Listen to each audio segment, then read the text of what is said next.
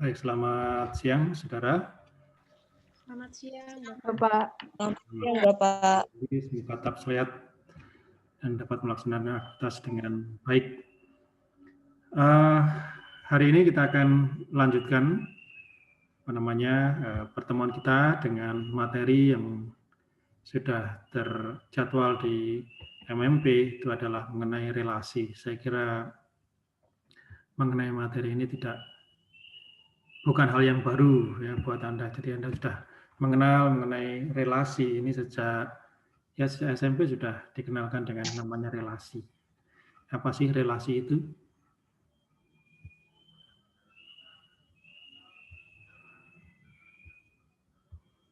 Mungkin ada yang masih Hubungan. Ya, jadi masih ingat tentang apa itu definisi atau pengertian dari relasi.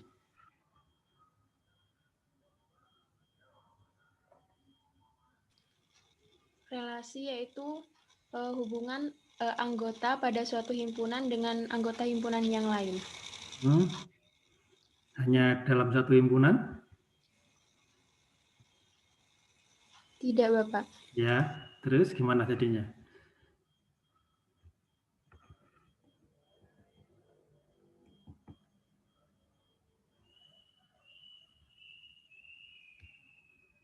Gimana? Kalau dihubungkan dengan materi kita yang pertemuan yang lalu tentang produk himpunan, di mana posisi relasi itu? Pada pertemuan yang lalu kita sudah membahas mengenai produk himpunan, himpunan A, produk himpunan B, himpunan A dikalikan himpunan B. Lalu apa artinya itu? Kemudian apa kaitannya relasi itu? Relasi dengan mereka. Relasi itu himpunan bagian dari misalnya ada himpunan A dan B, itu A kali B-nya, A cross B-nya. Iya. Ya. Kurang sedikit. Ya, jadi kalau misalkan kita punya ada himpunan ini, himpunan A, ya. Adalah himpunan A itu adalah ABC, jangan ABC, XYZ. Nah, misalkan ini X, Y, Z, kemudian B itu adalah 1, 2, itu ya. Maka kita akan punya, ya, jadi untuk cross produknya itu adalah ini A dikalikan dengan B, maka anggotanya akan ada sebanyak 6 pasang, ya. Jadi 6 pasang. Jadi X dengan 1, kemudian X dengan 2, ya. Kemudian Y dengan 1, lalu Y dengan 2, oke. Kemudian Z dengan 1, Y dengan 1, dan Z dengan 2. Oke. Nah, seperti ini. Oke, nah yang dimaksud dengan relasi, ya, jadi misalkan di sini relasi antara himpunan A dengan himpunan B itu didefinisikan sebagai himpunan bagian tak kosong dari A cross B. Ya, jadi relasi. Mohon maaf, Bapak. Ya. Ini tidak di share screen. Oh ya, maaf. Jadi masih belum terlihat. Bentar. Lupa ini kalau belum di share screen. Oke, share screen. Nah ini. Ya, oke. Baik.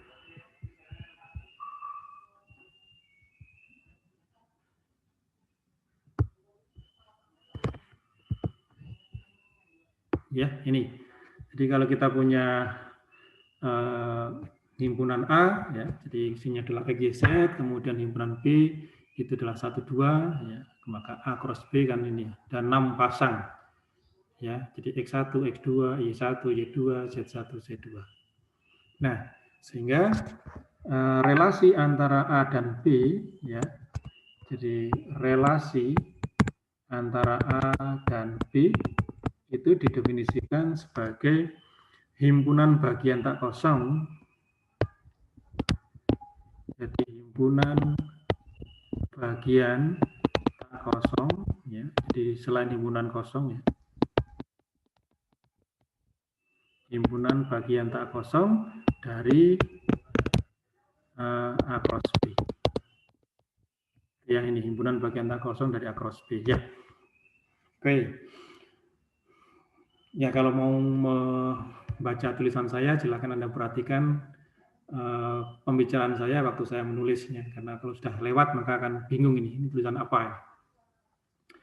Oke, karena nulisnya juga di komputer langsung sehingga tidak begitu baiknya.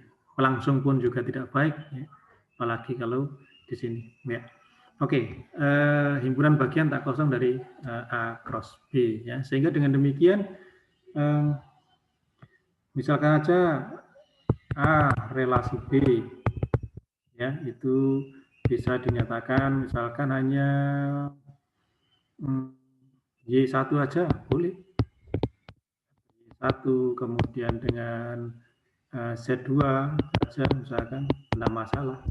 Yang penting itu adalah himpunan bagian tak kosong. Ya, sehingga kalau misalkan ini bisa dinyatakan dalam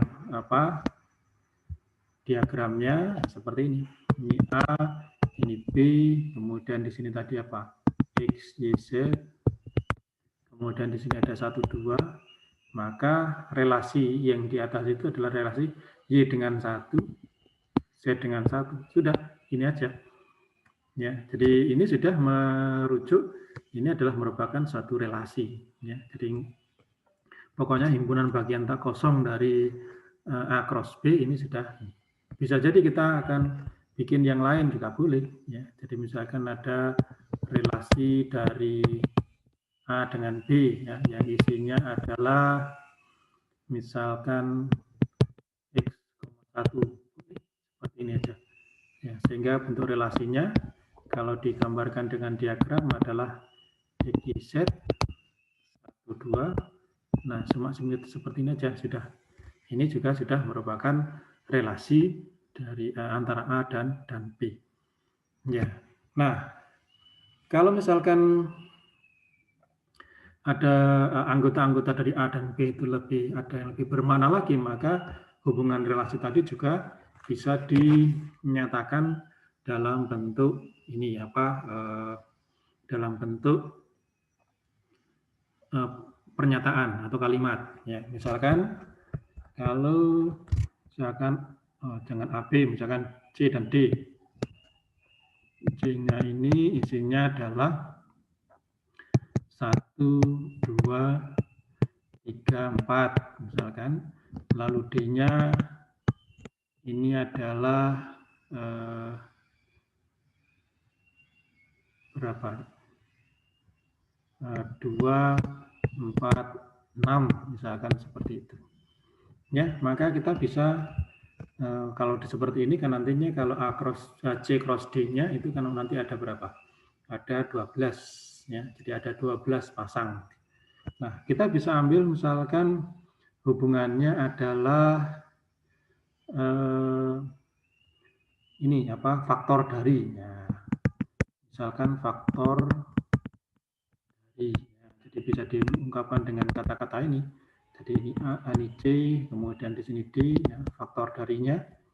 Nah, di sini isinya adalah 1, 2, 3, 4. Kemudian di sininya 2, 4, 6. Ya.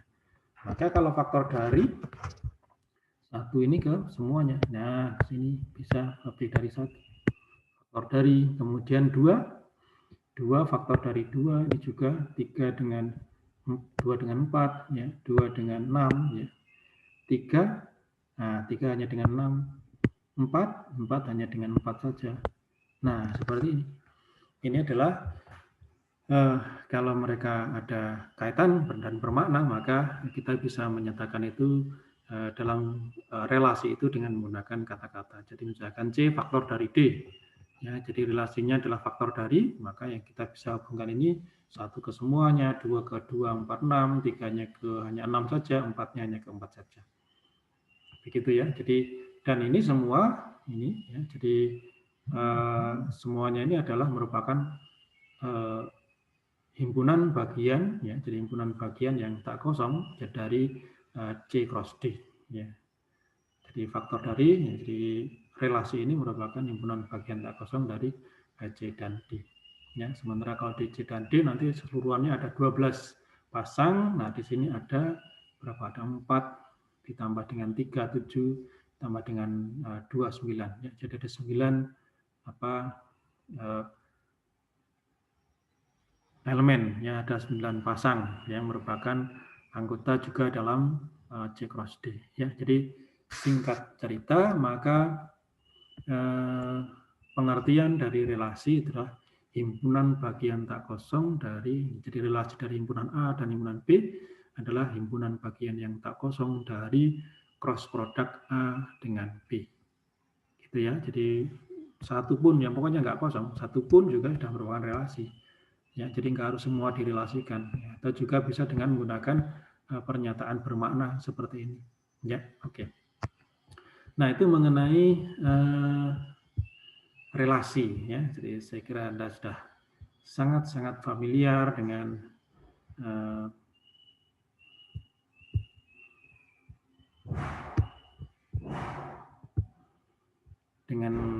definisi tadi. Ya. Oke, di sini ada quiz, kok sudah selamat belajar? Masih ada. Nah, ini. Oke, pengertian relasi tadi sudah ya. Jadi pengertian relasi adalah himpunan bagian tak kosong dari hasil perkalian ini. Ya. Jadi ini adalah contohnya, misalkan relasi gemar yang menghubungkan himpunan manusia dengan himpunan cabang olahraga. Ya. Seperti misalkan Wati gemar voli, Ipung gemar sepak bola, Andri gemar tenis meja. Atau relasi terletak di ya, antara himpunan kota dengan himpunan provinsi. Jadi Jember terletak di Jawa Timur, Klaten terletak di Jawa Tengah, dan Denpasar terletak di Bali. Itu. Kemudian berikutnya, jadi tadi relasi itu tidak selalu harus mengkaitkan antara dua himpunan yang berbeda, ya tidak harus. Relasi tadi seperti yang tadi sudah diungkapkan oleh yang ada yang sudah menjawab tadi antara elemen-elemen dalam himpunan A dengan elemen lain dalam himpunan A. Nah, itu yang disebut sebagai relasi biner ya dalam sebuah himpunan ya. Jadi dari himpunan A ke himpunan A itu sendiri ya. Contohnya seperti misalkan ini ya. Di himpunan A sendiri ya, kita bisa menggunakan suatu himpunan pasangan terurut, misalkan kurang dari ya. Ini jadi A 1 2 3 4, kemudian relasinya kurang dari, lalu bagaimana gambar representasi grafisnya ya, kemudian konstruksi matriks ya, jadi matriks relasi. Ya, jadi bagaimana kita bisa memberikan presentasinya. Jadi kalau misalkan A ini kurang dari, oke ya, jadi kita tuliskan, kita lihat bagaimana gambar diagramnya.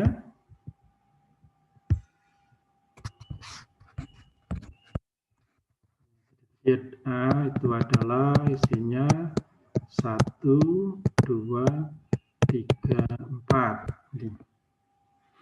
Kalau A cross A berarti nanti ada berapa anggotanya? 16. Ya, jadi ada 16. Ya, jadi 11, 12, 13, 14, lalu 21 ya. 21, 22, 23, 24, 31, 32, 33, 34, 41, 42, 43, 44. Ya, jadi ada 16 anggota di dalam A cross A ya. Nah, kemudian kita punya relasi yang namanya dari A ke A, itu relasinya kurang dari.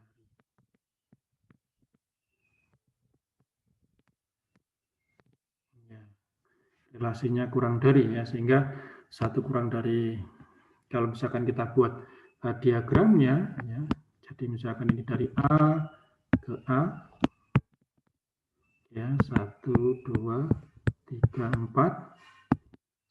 1, 2, 3, 4 ya, berarti kurang dari.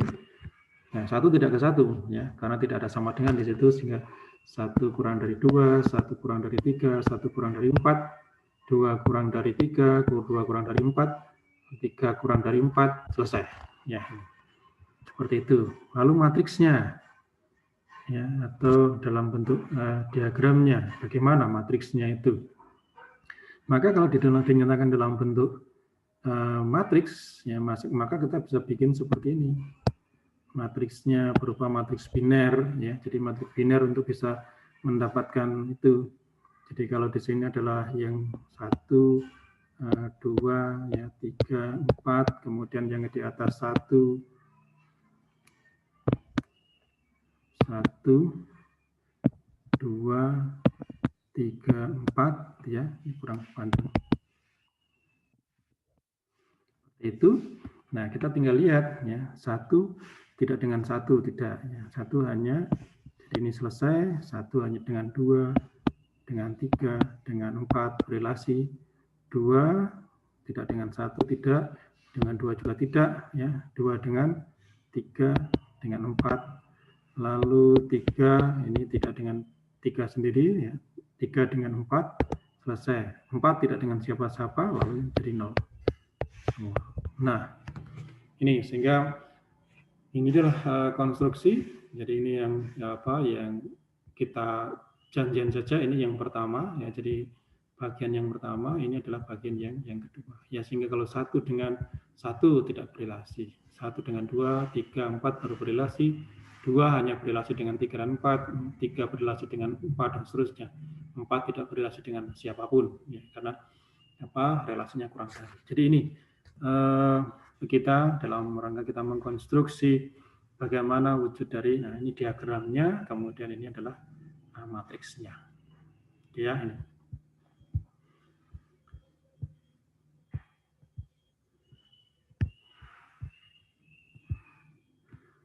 Oke, jadi matriks tadi kita sudah konstruksikan, bentuk grafisnya, diagram juga sudah, atau juga bisa kalau 2 kali 2 juga secara diagram, ya, diagram grafiknya, bagaimana dengan grafiknya juga bisa dinyatakan dalam grafik, dan juga seperti itu, ya, sehingga kita bisa, nah, seperti ini, katakanlah ini A yang pertama, ini A yang kedua, kemudian di sini 1, 2, 3, 4, kemudian 1, 2, lalu 3, 4 di sini, ya. Nah, ini bagian yang pertama yang mendatar. Berarti 1 hanya dengan 2, dengan 3, dengan 4. Itu kemudian 2 dengan 3, 3 atas dengan 3, dengan 4, 3 dengan 4. Ya, ini jadi grafiknya akhirnya seperti ini wujudnya.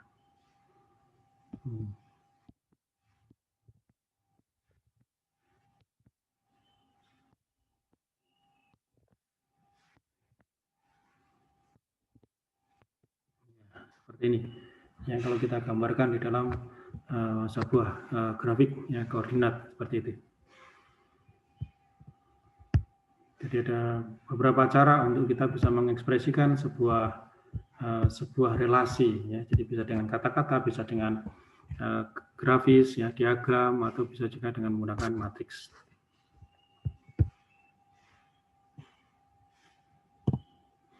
Oke, jadi macam-macam relasi, ya, dalam relasi biner tadi, ya, dalam himpunan yang sama, ya, dari A ke A, maka relasi pada himpunan yang sama tadi itu bisa berwujud refleksif, irefleksif, simetris, antisimetris, dan transitif. Ya, jadi R adalah refleksif, ya, jika ini X berrelasi dengan X untuk setiap, ya, untuk setiap X elemen A.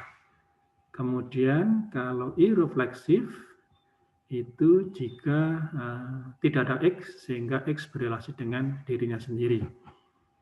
Ya, jadi contoh kalau misalkan refleksif, ya, jadi kalau refleksif itu adalah untuk setiap X berrelasi dengan dirinya sendiri. Misalkan kalau tadi A-nya itu 1, 2, 3, 4. Ya, 1, 2, 3, 4 isinya, lalu kita punya relasi tadi kurang dari sama dengan. Nah, kalau ada kurang dari sama dengan, maka tentunya setiap elemen pasti berrelasi dengan dirinya sendiri. Ya, 1 kurang dari sama dengan 1, 2 kurang dari sama dengan 2, 3 kurang dari sama dengan 3, 4 kurang dari sama dengan 4. Sehingga ya, semua elemen itu berrelasi dengan diri sendiri.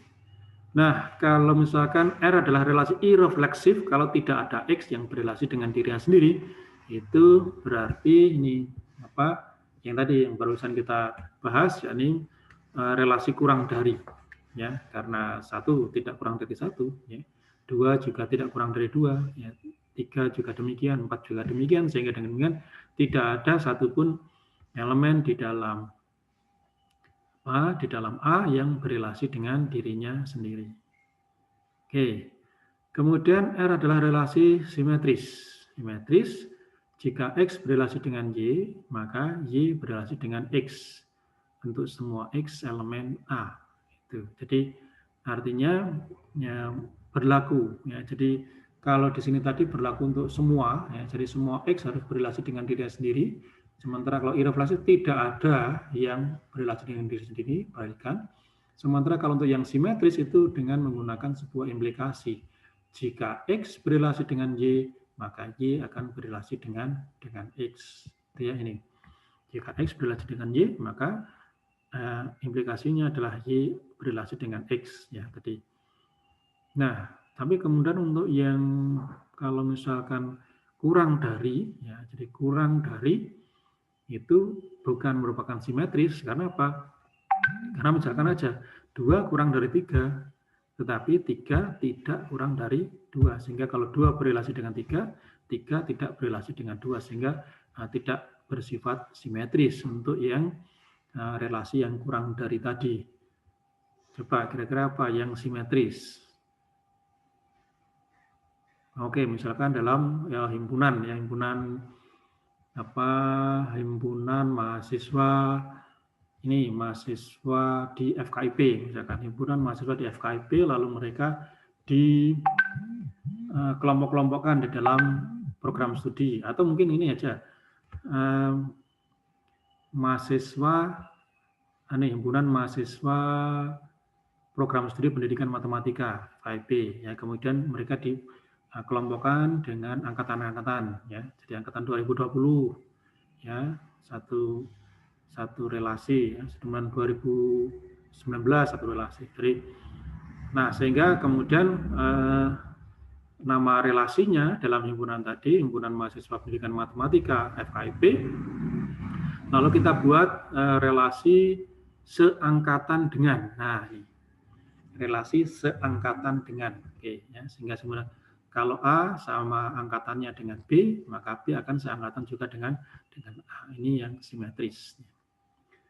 Lalu yang berikutnya itu adalah antisimetris, ya. Jika jika X berrelasi dengan Y, ya, kemudian dan Y berrelasi dengan X, maka itu berlaku X sama dengan Y. Ya, kalau seperti yang antisimetris tadi akan masuk ini. Kalau misalkan relasinya A-nya 1, 2, 3, 4 yang tadi, kemudian dengan aturan relasinya adalah kurang dari sama dengan. Ya, kurang dari sama dengan. Itu, maka yang berlaku X berrelasi dengan Y dan Y berrelasi dengan X, itu hanya apabila X itu sama dengan Y. Ya, ini. Tapi kalau kurang dari sama dengan, kalau X dan Y-nya tidak sama, maka tidak berlaku seperti ini. Ya, jadi kalau seperti tadi, kalau misalkan 2 dan 3, 2 berrelasi dengan 3, tapi 3 tidak berrelasi dengan 2. Yang relasinya X berrelasi dengan Y dan Y berrelasi dengan X itu hanya kalau X-nya sama dengan Y. Jadi kurang dari sama dengan, ya, 1 dengan 1.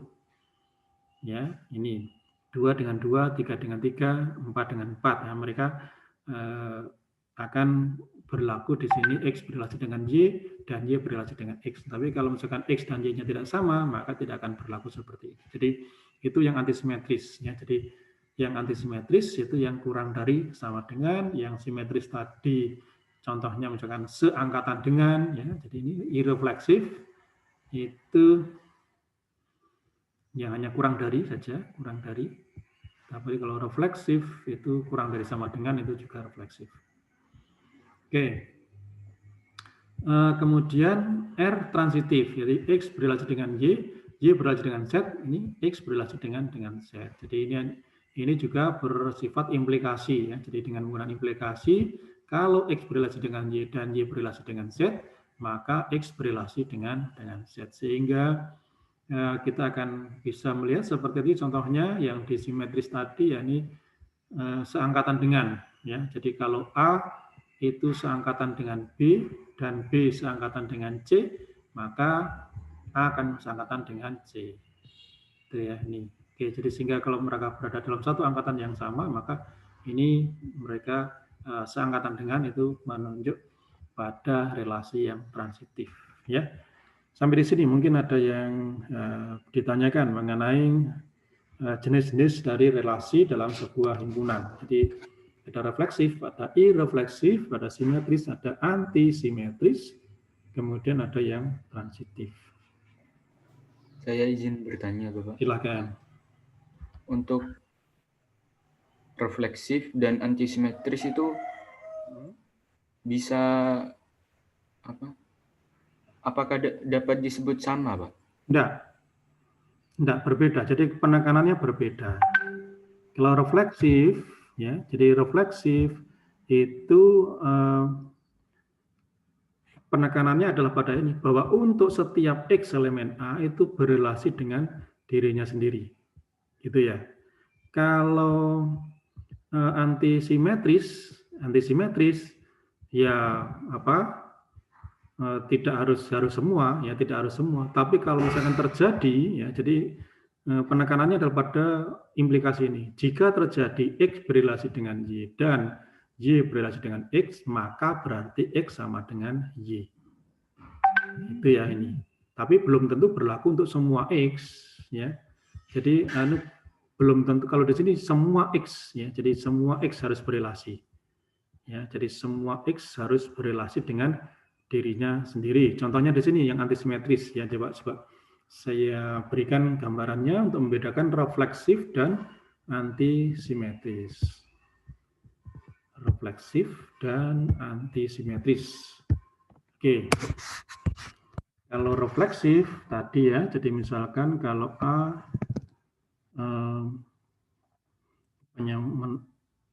itu kemudian B, A itu isinya adalah 1, 2, 3, 4, ya ini. Maka kemudian kalau misalkan relasinya adalah kurang dari, ya, sama dengan, kurang dari sama dengan, ya, maka ya jadinya nanti akan seperti ini. Kurang dari sama dengan, ya berarti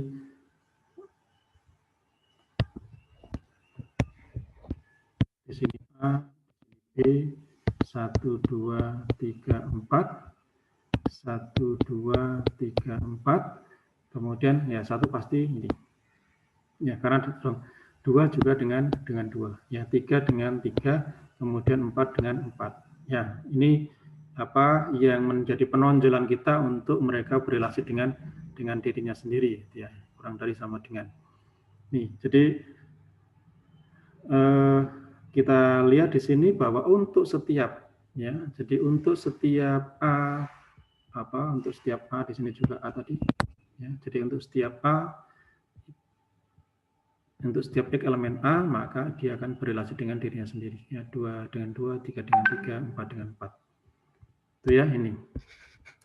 Nah, sekarang kalau misalkan kurang dari sama dengan tadi, itu juga merupakan relasi yang antisimetris ya, antisimetris. Ya betul, karena yang X berrelasi dengan Y, ya, kemudian jadi kalau yang refleksif tadi berlaku untuk setiap X, X akan berrelasi dengan X. Penekannya itu. Ya, untuk setiap X berrelasi dengan X. Itu. Nah, sekarang kalau seandainya ini, ya kurang dari sama dengan, tadi kalau misalkan dengan tetap kurang dari sama dengan, maka ini X berrelasi dengan Y. Ya, jadi jika X berrelasi dengan Y dan Y berrelasi dengan X itu, ya, maka X ini akan sama dengan Y. Itu. Jadi kalau contoh yang lain, misalkan 1 berrelasi dengan 2, tapi 2 tidak berrelasi dengan 1. 1 berrelasi dengan 3, tapi 3 tidak berrelasi dengan 1. 1 berrelasi dengan 4, 4 tidak berrelasi dengan 1. 2 berrelasi dengan 3, tapi 3 tidak berrelasi dengan 2. 2 dengan 4, tapi 4 tidak dengan 2. 3 dengan 4, 4 tidak dengan 3. Seperti itu. Tetapi untuk yang memberlakukan implikasi ini adalah X berrelasi dengan Y dan, ya, jika X berrelasi dengan Y dan Y juga berrelasi dengan X hanya terjadi kalau misalkan X dan Y-nya sama. Itu, ya, sehingga kalau ini adalah implementasi dari antisimetrik, ya. Antisimetris. Kalau di sini ini berlaku untuk refleksif, ya. Ya memang hasilnya sama, cuma di sini penekanannya berbeda. Ya, jadi kalau itu semua, ya, sehingga dengan demikian relasi kurang dari sama dengan untuk kasus ini termasuk relasi yang refleksif dan juga relasi antisimetris. Coba kita carikan contoh yang mungkin modifikasi ini yang dia antisimetris tapi dia tidak refleksif. Misalkan apa? Misalkan oke.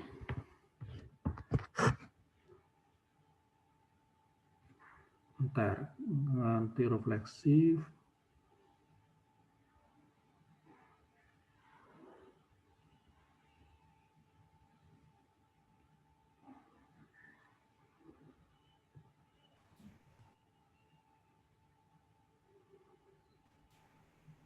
Mungkin Nah, relasi habis membagi, Bapak. Gimana? Mungkin relasi habis membagi. Habis membagi. Kalau habis membagi, coba kalau habis membagi gimana? Habis membagi atau faktor, ya, bisa dikatakan faktor. Iya, Bapak. Faktor dari, ya, coba. Kalau misalkan ini di sini A, di sini 1, 2, 3, 4, ya, 1, 2, 3, 4. Oke, saya kira kalau faktor ini juga refleksif juga ini saya kira, karena 1 faktornya 1, 2 faktornya 2, 3 faktornya 3, 4 faktornya 3, 4. Ini refleksif. Kemudian kalau faktor dari, maka 1 faktornya dari 2, dari 3, dari 4. Kemudian 2 dengan 3, 2 dengan 4, 3, tidak, ini 2 dengan, oke, 2 tidak dengan 2, 2 hanya dengan 4 saja, kemudian 3 hanya dengan 3 saja, 4 dengan 4 saja. Nah, seperti ini juga antisimetrik juga ini, ya. Jadi mereka berrelasi, ya. Jadi X berrelasi dengan Y, Y berrelasi dengan X kalau misalkan X-nya sama dengan Y. Ya, mereka saling berrelasi kalau misalkan kedudukan mereka sama, ya. Sementara ini juga refleksif karena apa? Karena setiap elemen di dalam A berrelasi dengan dirinya sendiri, ya. Jadi kalau contoh ini masih refleksif dan juga tetap masih juga antisimetri sama. Coba yang kurang dari, coba ini kurang dari, ya, kurang dari untuk semua dan sama dengan untuk yang coba kalau misalkan kombinasi, jadi kurang dari, ya, jadi kurang dari untuk semua, ya, untuk semua kurang dari untuk semua, kemudian dan relasi sama untuk prima, ya. Jadi untuk yang prima. Oke. Jadi bilangan prima, ya. Sehingga dengan demikian akhirnya kita bisa bikin relasi seperti ini. A, B, 1, 2, 3, 4, 1, 2, 3, 4, kurang dari untuk semua. Berarti 1 kurang dari 2, 1 kurang dari 3, 1 kurang dari 4, 2 kurang dari 3, 2 kurang dari 4, 3 kurang dari 4. Ini untuk yang pertama. Kemudian relasi sama untuk yang prima. Jadi 2 dengan 2. Kemudian 3 dengan 3. Nah, ini. Kalau ini yang terjadi, maka ini seri. Nah, ini. Jadi yang sama di sini kita tebalkan itu, maka dia akan berlaku yang ini. Jadi X berrelasi dengan Y dan Y berrelasi dengan X jika X-nya sama dengan Y. Ya, jadi di sini hanya berlaku untuk ini. Ya, jadi kalau itu berlaku, maka yang berlaku hanya ini, 2 sama dengan 2, 3 sama dengan 3. Gitu. Jadi hanya kalau ini 1 dengan 2 berrelasi, tapi 2 tidak berrelasi dengan 1. 1 dengan 3, 3 tidak dengan 1. 1 dengan 4, 4 tidak dengan 1. 2 dengan 3, 3 tidak dengan 2. 2 dengan 4, 4 tidak dengan 2. 3 berrelasi dengan 4, tapi 4 tidak berrelasi dengan 3. Tetapi yang mereka saling berrelasi adalah karena X sama dengan Y-nya sama. Nah, maka ini dia adalah anti simetris, tetapi tidak refleksif. Nah, ini kan jelas. Dia anti simetris, tapi tidak refleksif. Karena apa? Karena tidak semua X dalam A itu berrelasi dengan dirinya sendiri. Karena 1 tidak berrelasi dengan 1, 4 juga tidak berrelasi dengan 4. Ya, jadi ini adalah yang anti simetris tetapi tidak refleksif. Ya, jadi kalau yang refleksif tadi penekanannya adalah pada tanda semua. Ya. Ini, jadi penekanannya pada tanda semua. Semua X dalam A itu berrelasi dengan dirinya sendiri. Itu yang refleksif. Gitu ya, ini. Ya, sementara kalau yang anti simetris itu berlakunya untuk ini. Jika, jadi dalam bentuk implikasi. Ya, jadi dalam bentuk implikasi. Jika X berrelasi dengan Y dan Y berrelasi dengan X, maka X akan sama dengan Y. Itu. Nah ini, jadi seperti ini adalah antisimetris tetapi bukan refleksif. Ya, jadi kalau refleksif itu harus semua, berlaku semua. Tapi kalau yang antisimetris nggak harus, tapi dia harus memenuhi implikasi. Dari sini mungkin sudah.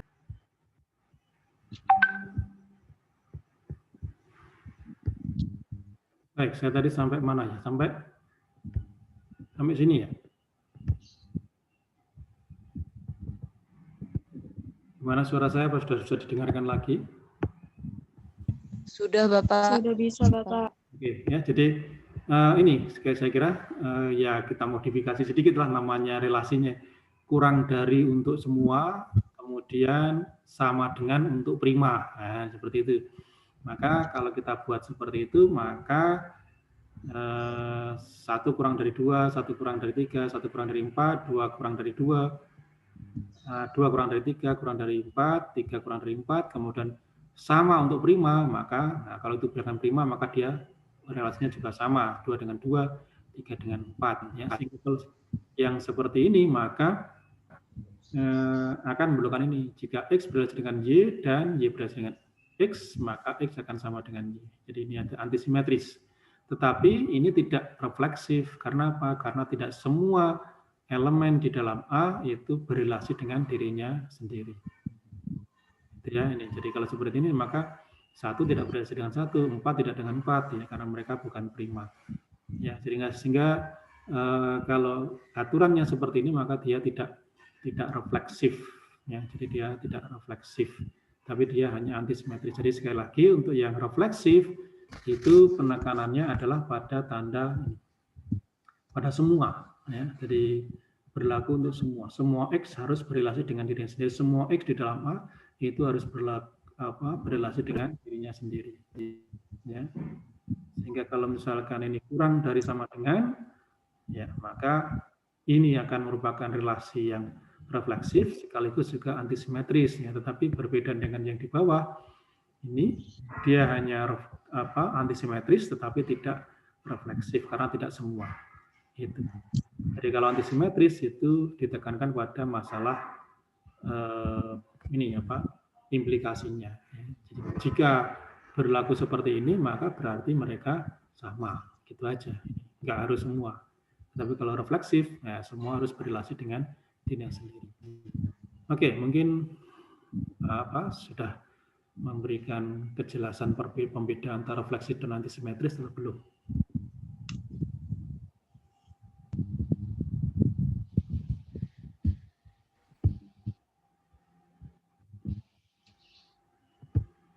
Oke, kalau sudah dari ini jenis-jenis dari relasi yang dalam satu himpunan yang sama, ya. Jadi ada refleksif, irrefleksif, simetris, antisimetris, transitif, dan tadi kita sudah bisa membedakan antara yang refleksif dan antisimetris. Ya. Jadi ada kalanya dia hanya antisimetris saja, tapi tidak refleksif. Kalau refleksif harus berlaku untuk semua. Oke. Berikutnya, oke. Coba Anda klasifikasikan. Ini termasuk relasi apa ini? Saudara perempuan dari ayah dari memiliki orang tua yang sama dengan pada himpunan manusia. Kira-kira misalkan saudara perempuan dari misalkan ini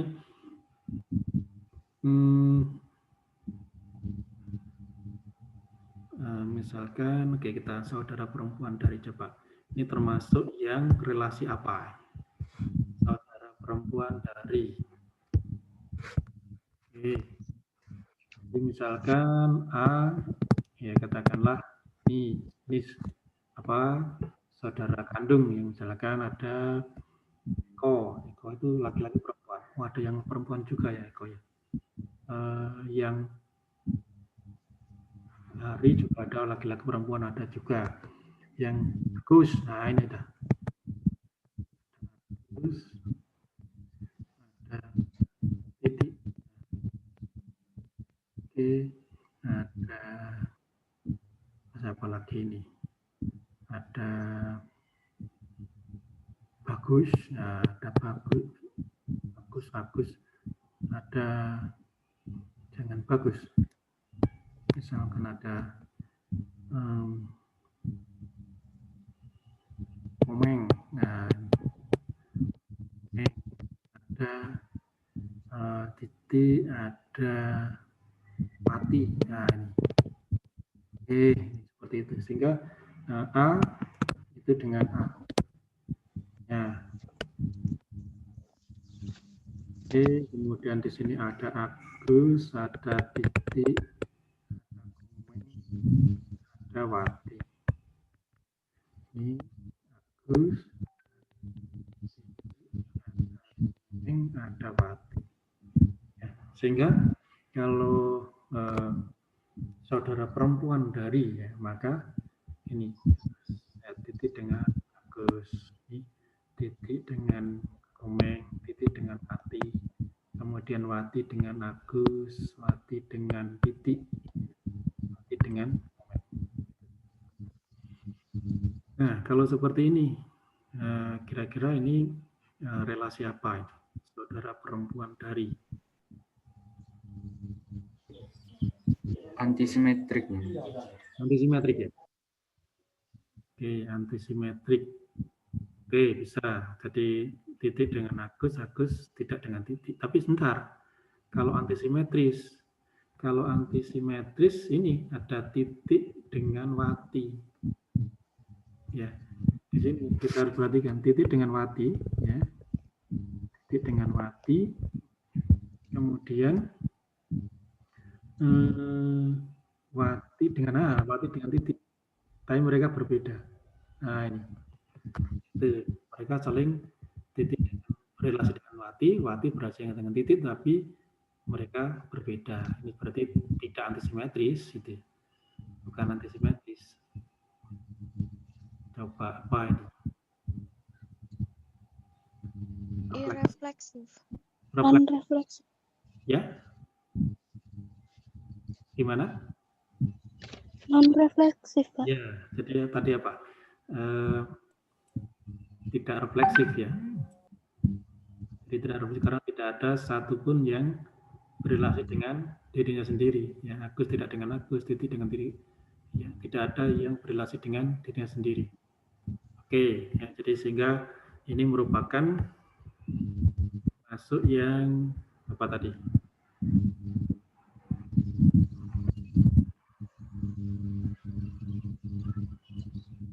Masuk yang ini, apa?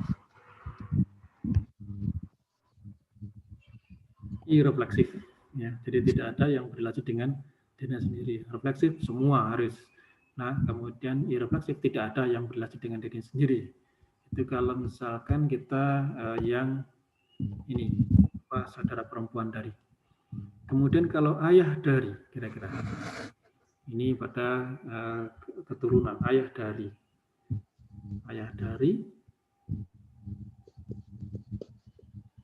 apa yang pasti apa? Ayah dari sama irrefleksif juga ya. Jadi karena misalkan saya itu tidak bisa disebut sebagai ayahnya saya, enggak ya. Jadi saya sendiri enggak, tapi ayah dari tidak ada yang berrelasi dengan dirinya sendiri. Jadi irrefleksif. Kemudian memiliki orang tua yang sama dengan yang misalkan saudara sekandung ya. Itu. Jadi kalau orang tuanya sama, maka A berrelasi dengan B, maka B juga punya orang tua yang sama dengan A. Jadi maka dia adalah simetris. Ya, kemudian A punya orang tua yang sama dengan B, B punya orang tua yang sama dengan C, lalu A punya orang tua sama dengan yang C, ya, sehingga dia juga transitif. Oke, ya itu pada himpunan manusia ini. Lagi yang kurang dari sama dengan terbagi oleh memiliki kesamaan pariti dengan mana ini? Kalau kurang dari atau sama dengan, nah tadi sudah kita sebutkan ya, kurang dari atau sama dengan berarti dia refleksif ya. Kemudian antisimetris ya, kurang dari atau sama dengan refleksif dan juga antisimetris. Nah kemudian kira-kira kurang dari atau sama dengan ini transitif enggak? Kurang dari atau sama dengan 1 kurang dari 2, 2 kurang dari 3, nah, maka 1 kurang dari 3 ya, 1 kurang dari 2, 2 kurang dari 2, 1 kurang dari 2. Oh ya, jadi kurang dari atau sama dengan ini refleksif ya, karena semua pasti sama dengan ya, dengan dirinya sendiri, refleksif. Kemudian antisimetris ya, dari antisimetris dan transitif ya. Kemudian kalau terbagi oleh dalam himpunan bilangan bulat terbagi oleh, jadi misalkan 4 dengan terbagi oleh 2, 4 terbagi oleh 1. Kalau 1 terbagi oleh 1 ya, berarti terbagi oleh berarti refleksif. Oke, refleksif juga ya, karena setiap bilangan terbagi oleh dirinya sendiri, refleksif. Kemudian antisimetris. Ya, jadi antisimetris. Jadi kalau 4 terbagi oleh 2, nah 2 tidak terbagi oleh 4, tetapi 2 terbagi oleh 2 ya. Jadi mereka yang X berrelasi dengan Y dan Y berrelasi dengan X jika X sama dengan Y. Oke. Kemudian memiliki kesamaan pariti dengan. Kesamaan pariti itu yang gimana? Oke, kesamaan pariti itu kalau ini, jadi kalau ini genap dengan genap, ganjil dengan ganjil, itu kesamaan pariti. Ya, jadi kesamaan partisinya sama. Jadi bilangan ganjil atau bilangan genap, ya itu. Jadi kesamaan pariti dengan, berarti kalau ganjil dengan ganjil, genap dengan genap. Jadi Artinya kesamaan pariti berarti refleksif iya, ya. Jadi setiap bilangan bulat itu pasti sama paritinya dengan dirinya sendiri, gitu ya. Kemudian refleksif sudah. Transitif, ya. Transitif berarti kalau 2 berrelasi dengan sama paritinya dengan 4 sama paritinya dengan 2, ya. Oke, sama-sama genapnya, ya. Kemudian transitif, ya. Jadi 2 punya sama paritinya dengan 4 punya sama pariti dengan 6, ya, maka 2 juga sama paritinya dengan, sehingga transitif, ya. Jadi memiliki kesamaan pariti dengan itu adalah berlaku sifat refleksif iya, transitif iya, kemudian transitif, ya. Maka relasi yang memenuhi tiga persyaratan tadi, refleksif, simetris, dan transitif, maka disebut sebagai relasi ekivalensi. Jadi relasi ekivalensi. Nah, ini, ya. Jadi tadi ada 5 model atau jenis relasi, yaitu relasi yang refleksif, kemudian irefleksif, kemudian simetris, lalu antisimetris, kemudian transitif, ya. Ya, tapi kalau misalkan dalam suatu relasi itu berlaku sifat, ya, jadi seperti tadi yang memiliki kesamaan pariti dengan itu memenuhi refleksif iya, simetris iya, kemudian transitif iya. Jadi memenuhi 3 yang tadi, 3 persyaratan ini, maka dia disebut sebagai relasi ekivalensi. Nah, di sini relasi ekivalensi itu dengan partisi ini tidak bisa dipisahkan. Jadi seperti sekeping mata uang, ya. Jadi sekeping mata uang, kalau di situ ada relasi ekivalensi, pasti di situ ada partisi. Kalau di situ ada partisi, maka pasti di situ ada relasi ekivalensi. Nah, ini sebuah relasi yang bersifat refleksif, simetris, dan transitif itu disebut sebagai relasi ekivalensi. Jadi memenuhi ketiga sifat ini, maka dia disebut relasi ekivalensi. Oke, jadi sehingga relasi ekivalensi itu memunculkan kelas-kelas, ya, kelas-kelas ekivalensi. Misalkan X elemen A, maka kelas ekivalensi A adalah semua himpunan di dalam Y yang berrelasi dengan A. Oke, sehingga relasi memiliki kesamaan pariti dengan tadi, jadi tadi memiliki kesamaan pariti pada himpunan bilangan bulat menjadi himpunan yang terdiri dari 2 kelas, ya, kelas 0 atau kelas 1, ya. Kelas 0 berisikan himpunan bilangan genap dan kelas 1 himpunan bilangan ganjil. Jadi genap-genap saja atau ganjil-ganjil saja. Itu dalam ini, ya, jadi kesamaan pariti. Oke. Sehingga akan terjadi sebuah partisi, gitu ya. Ini, jadi misal A adalah ini sebuah partisi adalah himpunan yang membagi A itu ke dalam subset-subset yang disjoin, ya, saling asing, subset yang asing, tetapi kalau mereka digabungkan lagi ini akan kembali membentuk A. Jadi secara teknis seperti ini dalam satu partisi, jika A1, A2, AN merupakan partisi dari himpunan A, maka A1, A2, AN adalah merupakan himpunan subset-subset yang saling asing atau disjoin. Ya, jadi mereka kalau diiris itu anggotanya hasilnya himpunan kosong, ya. Tetapi kalau mereka digabung semuanya itu akan membentuk A kembali. Itu partisi. Ya, jadi ada partisi. Coba kita sajikan, kita coba ilustrasikan di dalam whiteboard.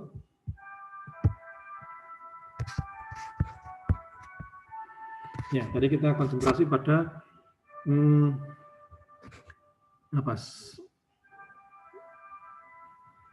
suatu varietas yang sama, ya, dalam sebuah varietas yang sama, ya. Coba kita lihat lagi di sini.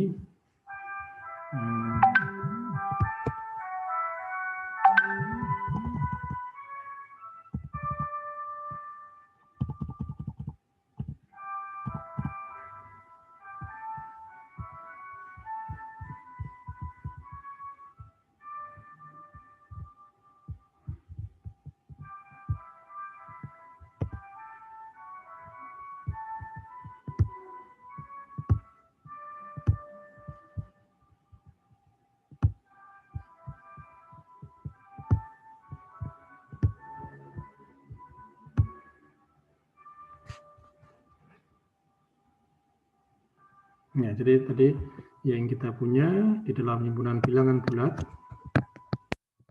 ya, dalam himpunan bulat, ya, di negatif 3, negatif 2, negatif 1, 0, 1, 2, 3, dan seterusnya. Ini, yaitu kemudian kita kenai, ya, relasinya adalah sekelas partisi dengan, ya, sekelas partisi dengan. Gitu. Maka kita akan bisa melihat ini, jadi ini adalah merupakan nanti akan menjadi sebuah relasi ekuivalensi, ya, sehingga himpunan bilangan bulat itu akan terpartisi ke dalam dua kelas, yakni tadi kelas 0 itu untuk bilangan genap, kemudian kelas 1 untuk bilangan ganjil, ya, sehingga di sini ada 0, ada 2, ada 4, ada 6, ada 8, ada 10, dan seterusnya, negatif 2, negatif 4, negatif 6, negatif 8, dan seterusnya, ya.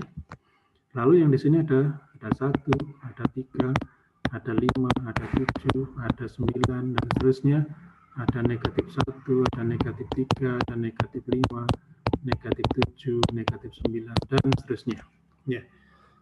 Ini, sehingga mereka sekelas partisi dengan, ya, berarti dua sekelas partisi dengan dirinya sendiri, ya. Kalau dia dua genap, ya dia akan sekelas partisi dengan dirinya sendiri, sehingga kelas partisi tadi itu akan menjadi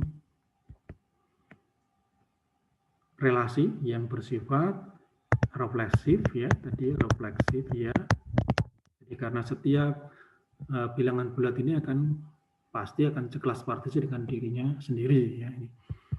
Itu kemudian simetris juga demikian. Jadi 2 sekelas partisi dengan 4, maka 4 juga akan sekelas partisi dengan 2. Jadi artinya kalau 2 genap, 4 dengan genap, maka mereka akan berelasi.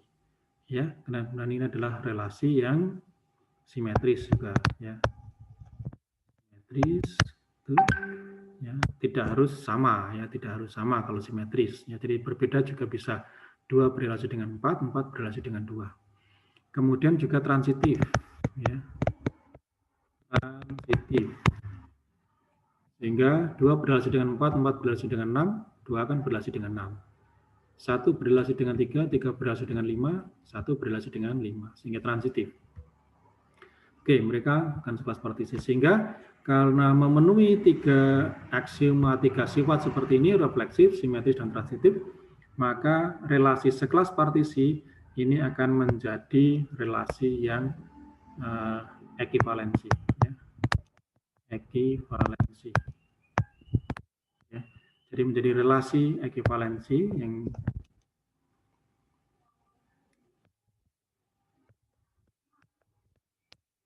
jadi relasi ekivalensi, ya.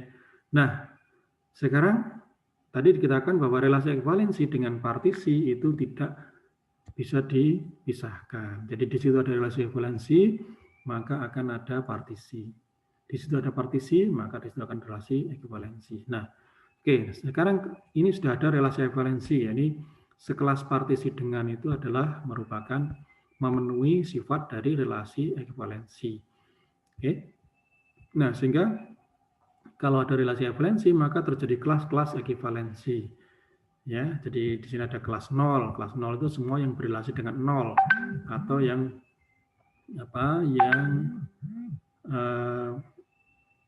sekelas dengan 0, ya. Jadi sekelas dengan 0. Sekelas ekivalensi dengan 0. Jadi ekuivalen dengan 0, ya. Jadi 0, 2, 4, 6, 8, 10. Nah, ini semuanya sekelas dengan 0. Kemudian karena sama-sama genapnya, kemudian di sini ganjil, ya. Kelas 1, ya, sama yang ekuivalen dengan 1, ya, sama-sama ganjilnya dengan 1, 3, 5, 7, 9, dan seterusnya. Oke, sehingga akan terpartisi ke dalam kelas-kelas ekivalensi. Nah, kelas-kelas ekivalensi itulah yang membentuk sebuah partisi. Sehingga kalau misalkan kita relasi ekivalensi, maka himpunan dari kelas-kelas ekivalensi yang terjadi itu akan membentuk partisi. Jadi himpunan yang isinya adalah kelas 0 untuk genap, dan kelas ganjil, ya, kelas 1 untuk ganjil, maka ini merupakan partisi untuk himpunan bilangan bulat. Jadi himpunan bilangan bulat ini akan terpartisi ke dalam dua kelas. Namanya partisi itu berarti antara dua kelas yang berbeda ini tidak ada elemen persekutuannya, ya, atau mereka saling asing. Tetapi kalau mereka digabung kembali itu akan membentuk Z. Ya. Jadi seperti di sini, maka kalau kelas 0 diiris dengan kelas 1, ya, maka akan menghasilkan himpunan kosong. Tetapi kalau kelas 0 digabung dengan kelas 1, ini akan kembali membentuk himpunan bilangan bulat. Ya, jadi untuk himpunan induknya. Mereka saling asing dan tapi kalau digabung kembali mereka akan membentuk himpunan induknya. Ini adalah partisi. Sehingga kalau di situ ada relasi ekivalensi, maka pasti akan ada partisi. Kalau didahului dengan partisi, ya maka untuk menjadi relasi ekivalensi, nah misalkan katakanlah ini aja lah, pada himpunan Z6. Z6 itu isinya 0, ada 1, ya, kemudian ada 2, kemudian ada 3, ada 4, ada 5. Oke, seperti ini. Ya, misalkan kita buat, nah gini aja. Nah, partisi seperti itu, ya, dibuat seperti itu, maka akan terjadi ya himpunan. Ya, jadi diawali ini adalah partisi, ya, partisi untuk ya kita mempartisi dulu Z6 sehingga himpunan yang isinya adalah himpunan isi 01, isinya 25, kemudian 34, ya, maka ini merupakan partisi untuk satu aja. Ini salah satu contohnya aja. Banyak partisi bisa macam-macam. Ya, yang penting mereka akan dibagi ke dalam subhimpunan-subhimpunan yang saling asing, tetapi kalau digabung lagi itu membentuk himpunan Z6. Ya, ini. Maka ini adalah sebuah partisi. Oke ya, ini. Nah, sehingga dari partisi ini kita bisa membangun suatu aturan relasi. Misalkan relasi apa? Sekelas partisi dengan. Nah, ini.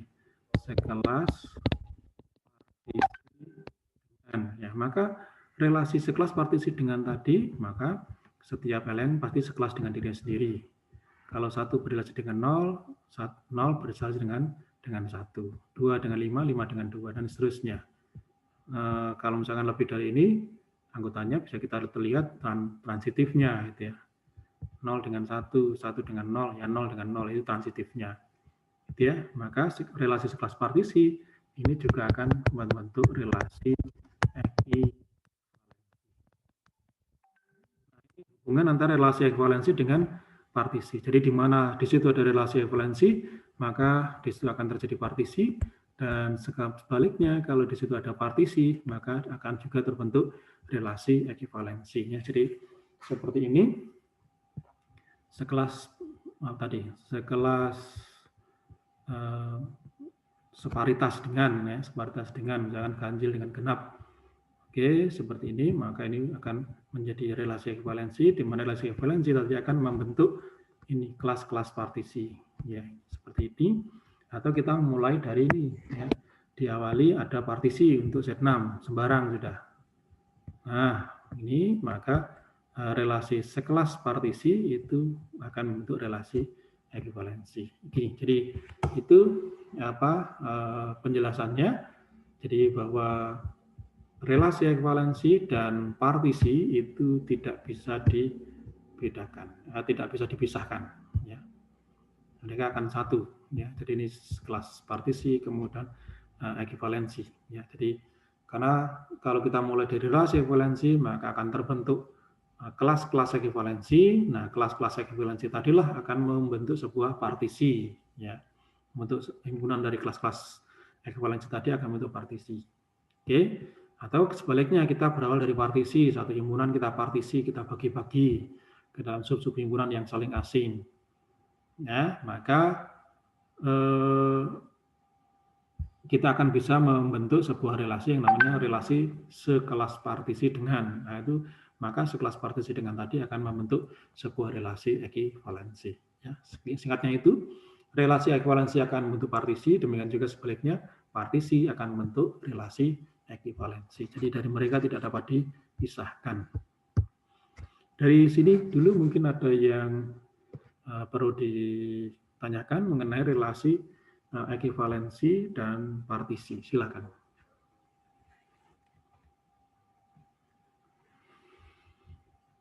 Kalau Bapak izin silakan.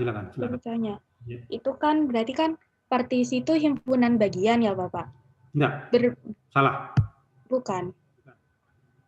Partisi itu adalah himpunan ini sudah. Partisi itu adalah himpunan keluarga dari himpunan bagian. Bukan himpunan bagian, tapi partisi adalah keluarga dari himpunan bagian. Himpunan yang isinya himpunan-himpunan bagian yang saling asing, ya, mereka saling asing, tetapi kalau mereka digabung lagi, mereka akan membentuk himpunan induknya. Ya, silakan dilanjut pertanyaannya. Baik Bapak, Anda itu tadi memastikan apakah partisi itu himpunan bagian atau bukan, seperti itu. Bukan, salah. Salah kalau partisinya. Jadi partisi itu adalah himpunan dari himpunan-himpunan bagian. Ya, jadi himpunan dari coba kita berikan ini. Jadi partisi, berarti yang ditanyakan adalah mengenai partisinya. Oke. Kita bisa bikin ini seperti ini. Pak, ini jangan yang genap, misalkan yang C7, oke lah C7. C7 ini isinya ada 0, ada 1, 2, 3, 4, 5, ada 6, gitu ya, ini. Maka oke, kita bagi seret ini, atau juga seperti ini, seret, nah seperti ini. Maka jadinya kan ini, himpunan yang isinya himpunan 1, 2, oke. Kemudian 0, 5, 6, ya, kemudian 3, 4. Nah, maka ini adalah partisi untuk ini. Ya, maka ini disebut sebagai partisi. Ya, ini. Atau juga bisa kita bikin dari C7 dan 0 ada 1, 2, 3, 4, 5, 6. Nah, seperti ini. Ini juga partisi. Himpunan yang isinya 0, 1, 2, 3, kemudian terdiri dari 2 kelas partisi aja ini, 4, 5, 6.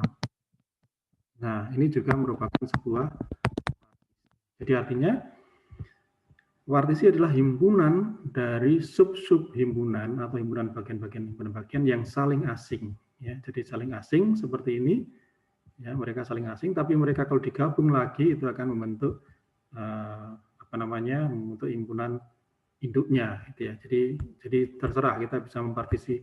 Kita bisa juga mempartisi, nah seperti ini, misalkan 0, 1, lalu yang lainnya 2, 3, 4, 5, 6 ada di sini, boleh ini.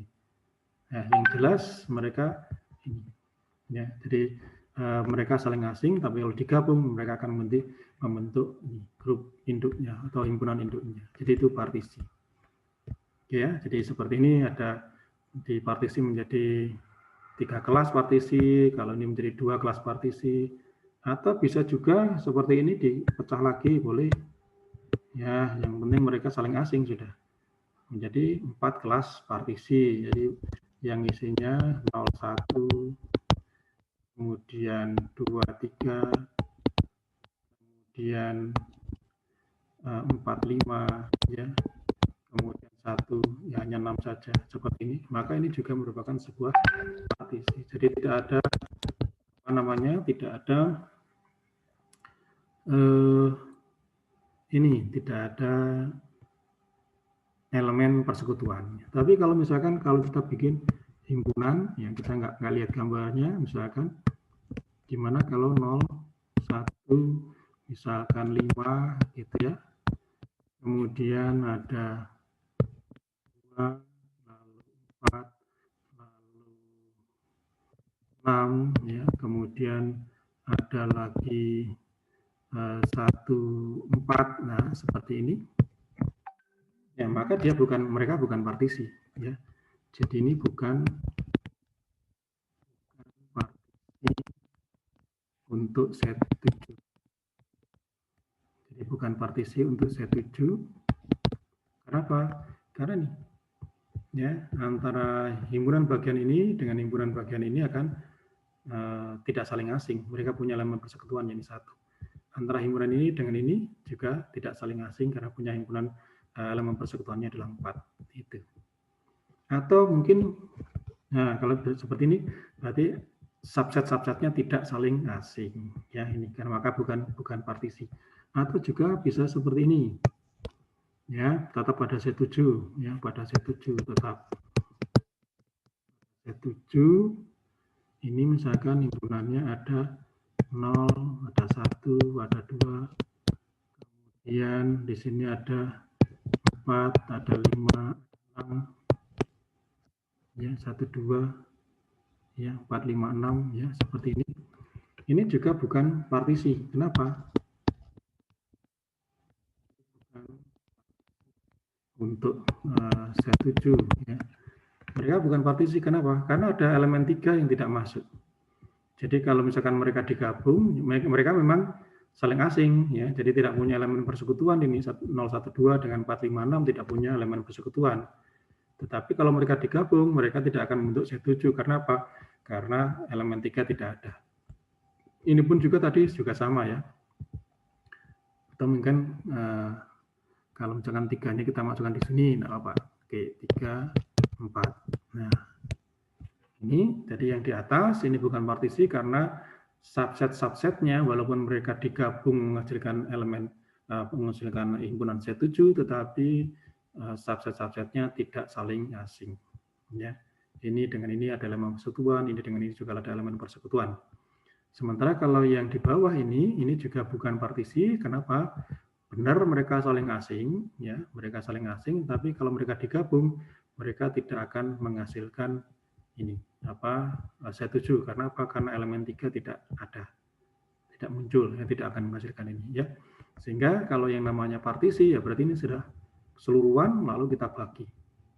Sehingga jelas mereka akan saling asing, tidak punya elemen persekutuan, dan tetapi kalau mereka digabungkan kembali semuanya itu akan membentuk himpunan induknya. Jadi jelas di sini yang namanya partisi adalah himpunan keluarga dari subhimpunan-subhimpunan yang tak kosong, ya, yang saling asing satu sama lain.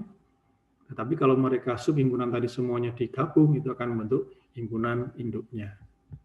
Oke, itu mengenai partisi. Ada lagi, silakan. Ya, sekali lagi di sini kita mau melihat bahwa partisi dengan relasi ekuivalensi adalah dua konsep yang tidak bisa dipisahkan. Jadi di situ ada relasi ekuivalensi, maka pasti nanti akan terbentuk partisi. Lalu sebaliknya juga demikian, begitu kita membentuk partisi, maka akan terjadi juga relasi ekuivalensi. Ya, dengan sekelas partisi dengan itu sudah merupakan relasi ekuivalensi. Oke, jadi ini relasi ekuivalensi dan partisi, teoremanya. Nah ini, jadi misalkan A adalah sebuah himpunan, R adalah relasi ekuivalensi pada A, maka untuk setiap elemen X elemen A, misalkan akan berlaku seperti ini, maka himpunan semua X, di mana X elemen A itu merupakan partisi. Ya, jadi artinya himpunan EX itu adalah himpunan kelas ekuivalensi. Jadi artinya bahwa kalau kita punya relasi ekuivalensi, maka nanti kita akan punya kelas-kelas ekuivalensi. Nah, himpunan semua kelas ekuivalensi itulah yang nantinya akan membentuk partisi.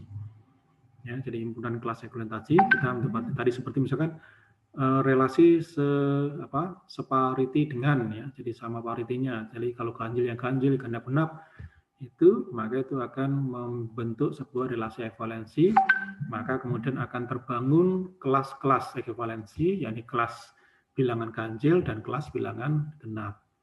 Nah, kelas bilangan ganjil dan bilangan genap tadi, himpunan yang berisikan kelas himpunan bilangan ganjil dan himpunan bilangan genap, itu yang nanti akan membentuk partisi, karena antara himpunan bilangan ganjil dan himpunan bilangan genap ini tidak akan pernah ada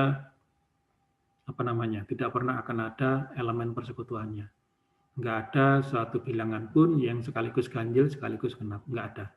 Ya, sehingga antara himpunan bilangan ganjil dan himpunan bilangan genap itu akan terpisah, ya, saling asing. Tetapi kalau himpunan bilangan ganjil dan bilangan genap tadi disatukan lagi, ya, digabung, maka mereka akan membentuk himpunan bilangan bulat secara utuh. Ya, ini sehingga di sini teori dapat dibuktikan dengan murni aksioma ini. Ya, jadi untuk dua kelas ekuivalensi yang berbeda maka akan selalu menghasilkan himpunan kosong.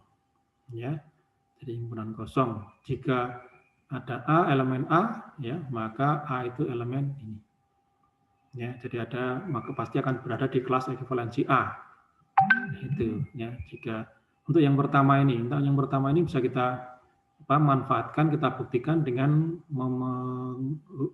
kalau seperti ini kita agaknya sulit untuk bisa membuktikan adanya himpunan kosong. Tetapi kalau misalkan kita balik, kita memanfaatkan kontraposisi, maka kita akan bisa. Ya, jadi jika kelas ekuivalensi X diiris dengan kelas ekuivalensi tidak menghasilkan himpunan kosong, maka kelas ekuivalensi X pasti akan sama dengan kelas ekuivalensi Y. Ya, ini. Jadi kalau misalkan dia tidak menghasilkan himpunan kosong, maka berarti ada satu elemen yang merupakan elemennya X dan elemen Y. Nah, elemen X dan elemen Y tadi akan berrelasi, ya, jadi akan berrelasi, gitu ya. Jadi sehingga akan ada transitifnya di situ, sehingga karena berrelasi maka X, Y dan satu elemen tadi itu pasti akan juga berrelasi, ya, berada dalam satu kelas yang sama, sehingga dengan demikian kelas ekuivalensi X itu nanti akibatnya akan sama dengan kelas ekuivalensi Y. Gitu ya, ini. Jadi pembuktiannya kita memanfaatkan suatu kontraposisinya di sini. Kemudian untuk setiap elemen A di dalam A pasti akan masuk, ya. Jadi setidaknya dia akan berada dalam kelas ekuivalensi yang memuat dirinya. Artinya dia akan sekelas ekuivalensi dengan dirinya sendiri, gitu. Sehingga akan A itu akan masuk dalam satu kelas ekuivalensi yang memuat A itu sendiri. Ya, sehingga dengan demikian kalau setiap A, elemen A itu masuk dalam satu kelas ekuivalensi, maka semua kelas ekuivalensi kalau digabungkan lagi itu akan bentuk A lagi. Ya, ini seperti itu, sehingga terbukti bahwa himpunan semua kelas ekuivalensi yang terbentuk itu akan merupakan partisi terhadap A. Ini mengenai kelas ekuivalensi dan partisi yang tidak dapat dipisahkan tadi. Ya.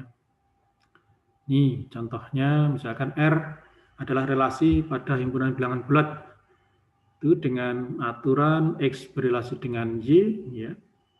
X berrelasi dengan Y, ya. Jika X dikurangi Y terbagi oleh 4, buktikan bahwa R relasi ekuivalensi, kemudian nyatakan kelas-kelas ekuivalensinya, kemudian nyatakan partisi yang timbul oleh R. Nah, ini gimana ini? Jadi X pada R adalah relasi himpunan bilangan bulat. Oke, kita bekerja pada himpunan bilangan bulat. X berrelasi dengan Y, kalau X dikurangi Y terbagi oleh 4. Ya, terbagi oleh 4. Buktikan bahwa R relasi ekuivalensi. Nyatakan kelas-kelas ekuivalensinya, kemudian nyatakan partisi yang ditimbulkan oleh R. Ya, ini coba. X, jadi X berrelasi kalau X dikurangi Y terbagi oleh 4.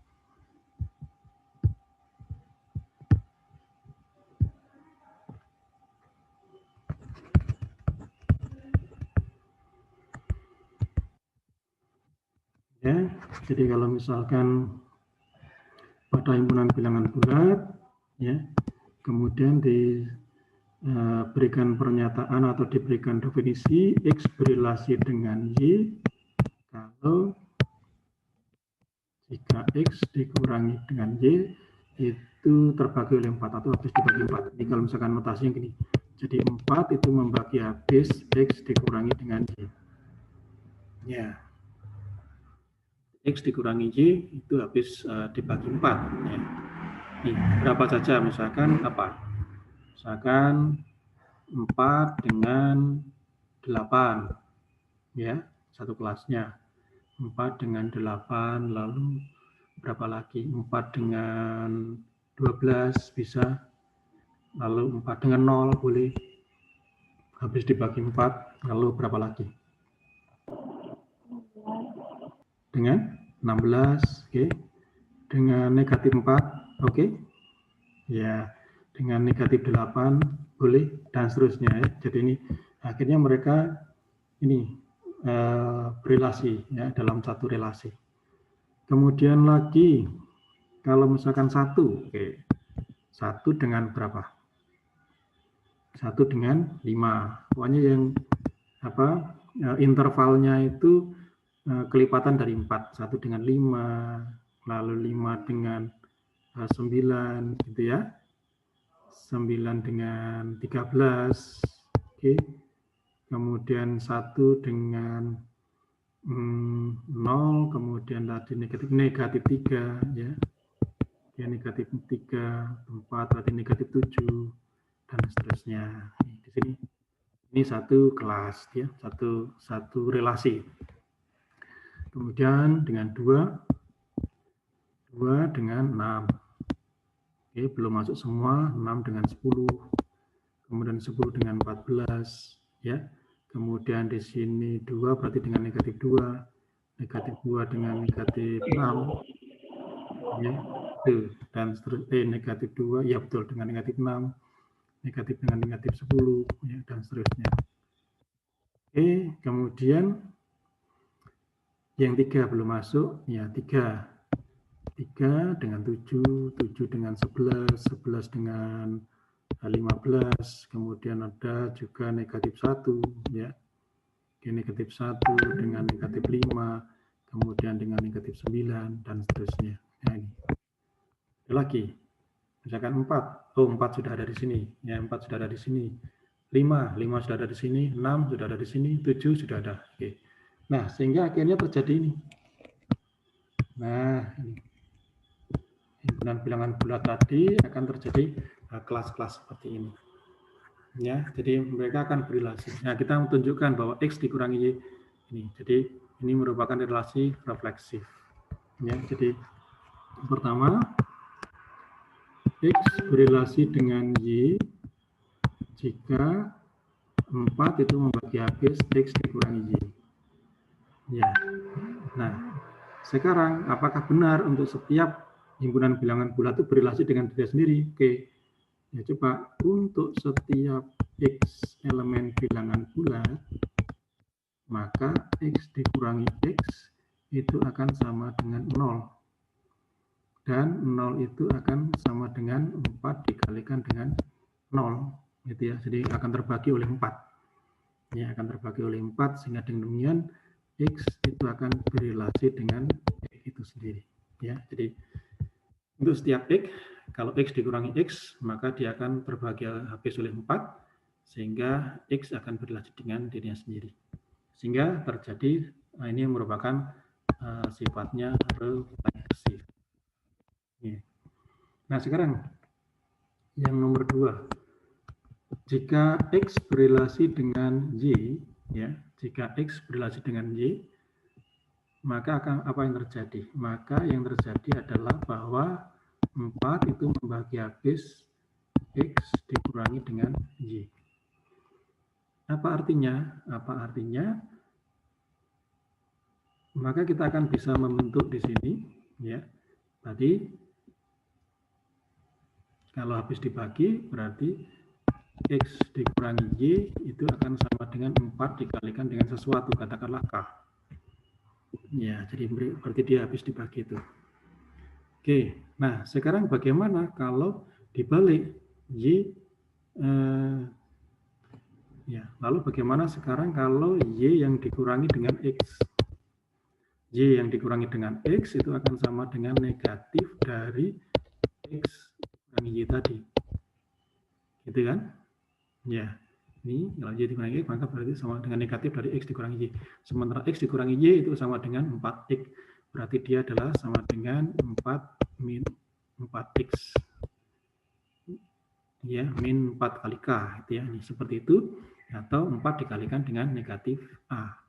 Ya, negatif K. Ya, jadi seperti ini. Jadi 4 dikalikan dengan negatif K. Sekali lagi bahwa Y dikurangi dengan X juga akan habis dibagi 4. Ya, dengan demikian, Y dikurangi X ini juga akan habis dibagi 4.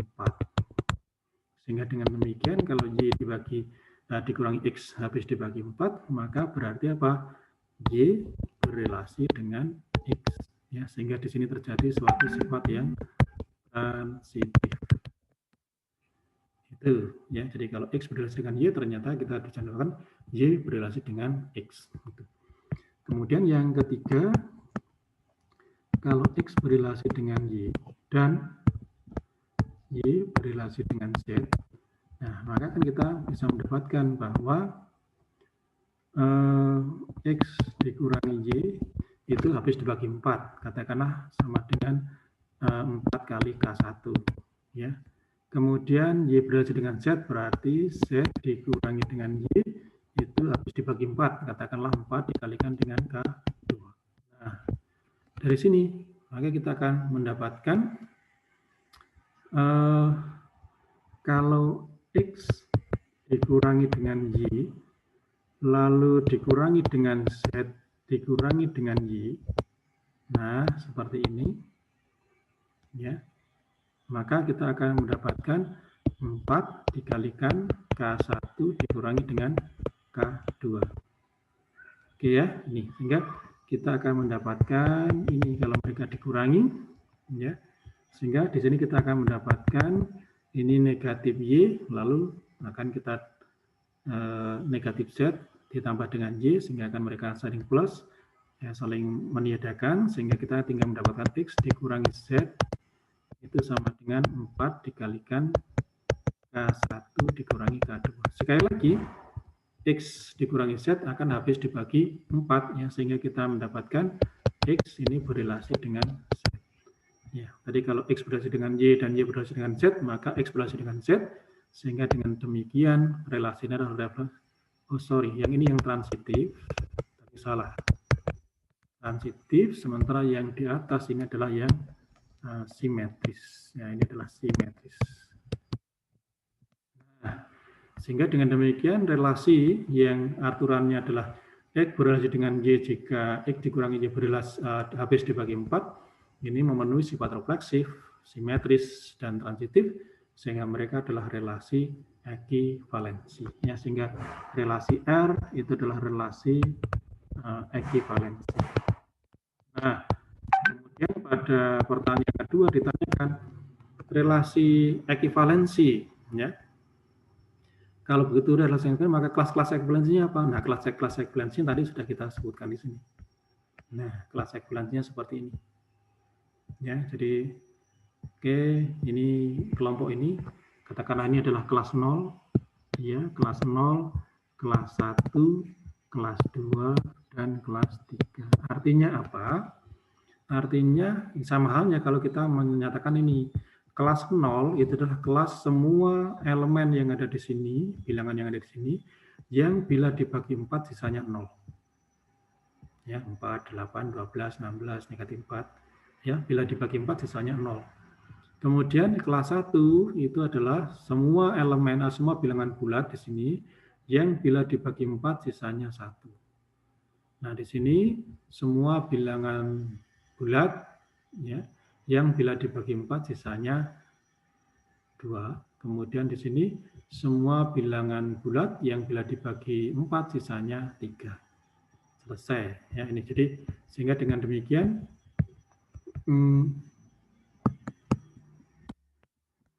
kelas-kelas ekivalensi yang terjadi, dimensinya yang terjadi adalah kelas 0, ya, kelas 1, kemudian kelas 2, dan kelas 3. Ya, sehingga dengan demikian partisinya itu adalah pada ini, sehingga berbentuk pada set 4. Ya, jadi ada kelas 0, kelas 1, kelas 2, kelas 3. Ya, sehingga partisinya itu dalam set 4. Ya, jadi kalau dinyatakan bagaimana bentuk partisinya adalah set 4. Jadi seperti ini partisinya. Ya, ini. Jadi kelas 0, ya, semua bilangan bulat bila dibagi 4 sisanya 0. Kelas 1, semua bilangan bulat bila dibagi 4 sisanya 1. Kelas 2, semua bilangan bulat dibagi 4 sisanya 2. kemudian kelas 3 semua bilangan bulat yang bila dibagi 4 sisanya 3. Ini. Jadi itu bentuk dari partisinya, ya. Sehingga partisinya adalah bentuknya seperti ini. Partisinya ini, jadi kelas-kelas, karena kelas ekuivalensi seperti ini, maka partisinya berbentuk pada set 4. Jadi hubungan set 4 dengan himpunan bilangan bulat itu sebenarnya adalah set 4 itu adalah sebuah partisi dari set. Ya, ini. Oke. Ini contohnya, ya. Jadi suatu contoh bagi kita ini untuk menunjuk, ya. Ini buktikan bahwa apa namanya relasi L ada relasi ekuivalensi sudah tadi memenuhi 3 sifat, refleksif, simetris, dan transitif. Kemudian nyatakan kelas ekuivalensinya sudah tadi ada kelas 0, kelas 1, kelas 2, kelas 3. Kemudian partisi yang timbul ada berupa set 4. Ya, ini jadi karena isinya 0, 1, 2, 3, maka berarti dia set 4, di mana set 4 tadi adalah sebenarnya partisi dari himpunan bilangan bulat. Oke.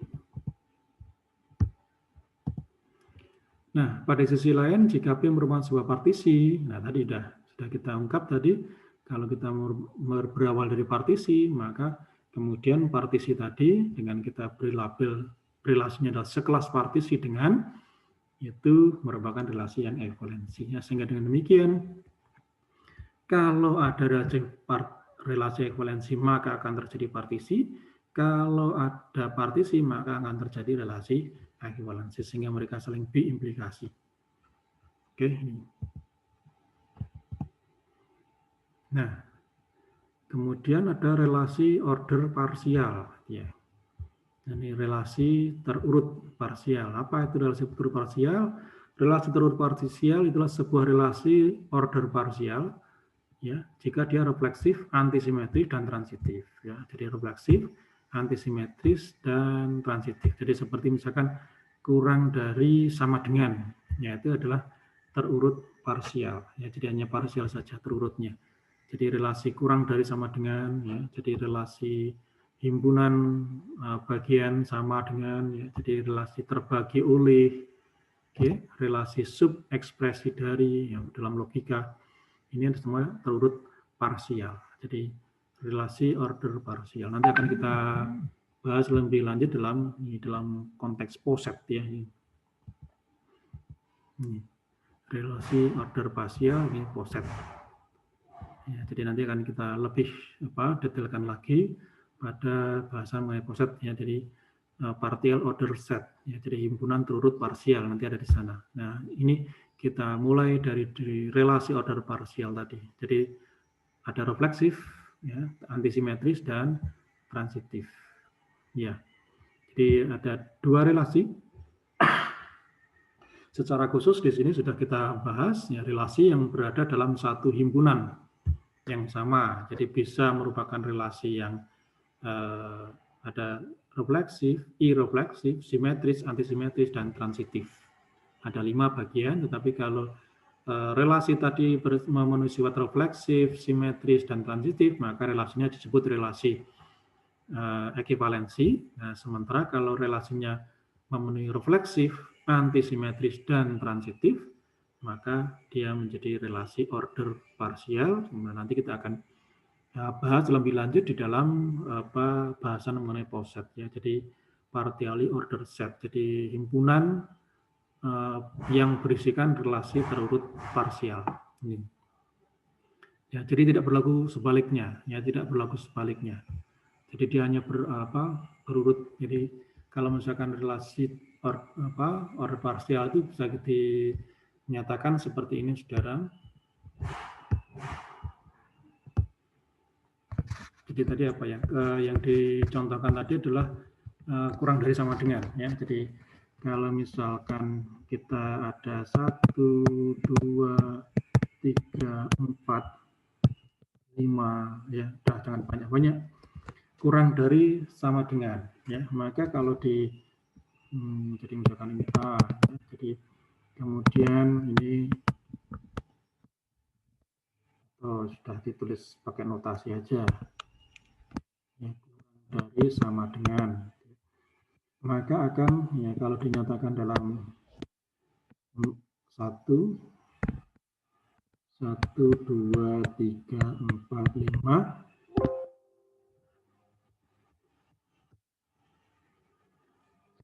1, 2, 3, 4, 5.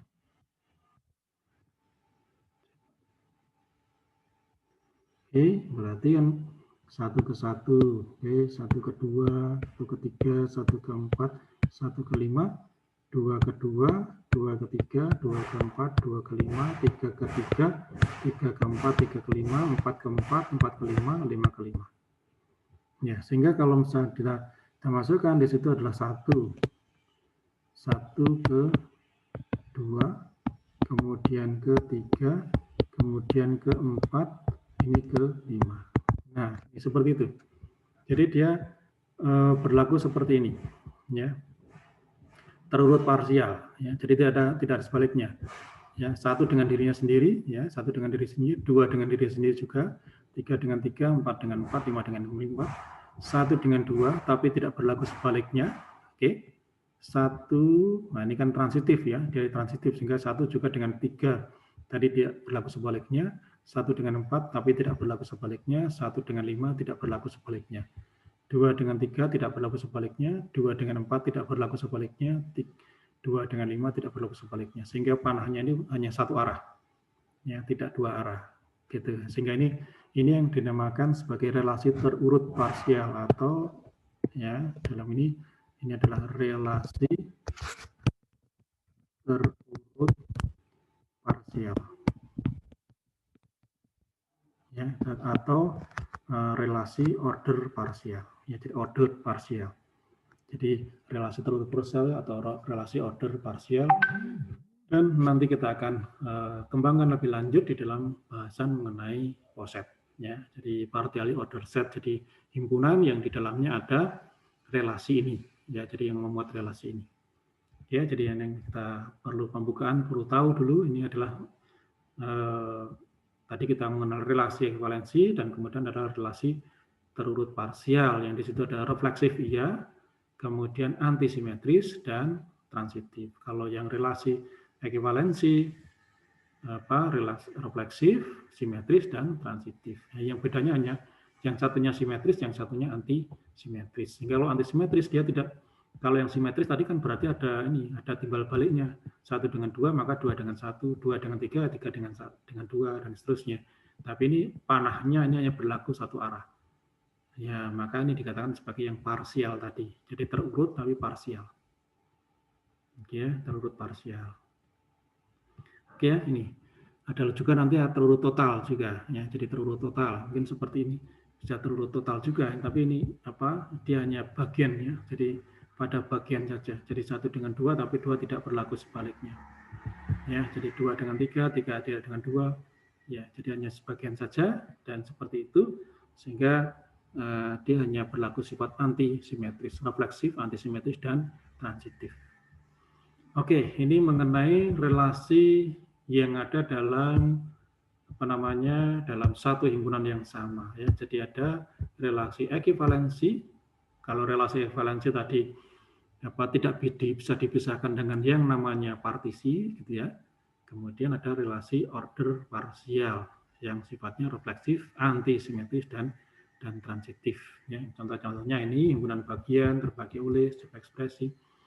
Ya, ini kalau di dalam ilmu komputer nanti ini akan relasi order parsial ini penting untuk misalkan kita bikin skema untuk membuat program, fungsi, ya. Jadi atau juga ini kalau misalkan Anda bikin skripsi, ya, misalkan bikin skripsi, gitu ya, maka untuk menghindari misalkan terjadi, nggak mungkin lah skripsinya misalkan 100 halaman, lalu bab 1, 2, 3, 4, 5, 6, nah itu dijadikan satu file. Gitu ya. Kalau satu filenya itu rusak, maka ya semua skripsinya itu rusak semua. Tapi untuk menghindari itu, maka biasanya mahasiswa itu bikin bab 1 file sendiri, bab 2 filenya sendiri, bab 3 filenya sendiri, gitu ya. Sehingga kalau misalkan ada satu bab yang rusak, ya bab itu saja yang rusak filenya, gitu. Yang lainnya masih aman, gitu ya. Ini, nah kemudian nanti akan untuk menyatukan, misalkan Anda nanti dengan menggunakan LaTeX misalkan, biasanya kalau satu bab itu satu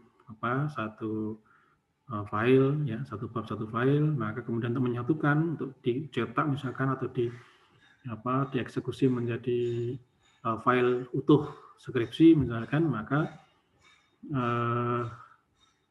harus ada file induknya yang nantinya akan menyatukan ini, memanggil itu tadi ya. Nah, cara memanggil itu maka file induk ya, jadi seperti ini. Nanti ini juga merupakan contoh dari implementasi relasi tadi, relasi terurut parsial tadi. Jadi misalkan Anda sudah bikin ini misalkan bab 1, kemudian bab 2 ya. Supaya nanti kalau misalkan ada error, yang error hanya bab itu saja ya. Enggak semuanya. Berbeda kalau misalkan ini misalkan bab 5 misalkan. Oke, nah kemudian ini adalah file induknya. Ini file induk skripsi. Nah, misalkan seperti itu namanya skripsi. Nah, maka untuk menyatukan, jadi kalau di dalam LaTeX itu nanti dalam pemrograman LaTeX ini sendiri-sendiri filenya, ya kemudian dipanggil di sini. Yang kemudian yang kita eksekusi adalah ini, karena dia akan memanggil, dia mengambil bab 1, dia memanggil bab 2, 3, 4, 5, gitu ya.